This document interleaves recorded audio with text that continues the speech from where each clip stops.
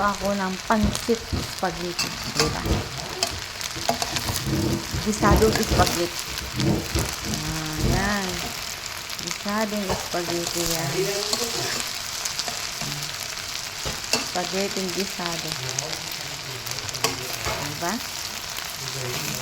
Na may broccoli, chicken, cauliflower, bell pepper, carrot, pinulang ang carrot niya. Isadong spaghetti. Spaghetti pababa. Spaghetti pampahaba ng buhay. Para daw humaba ang buhay. At para daw tumagal kayo ng jowa nyo.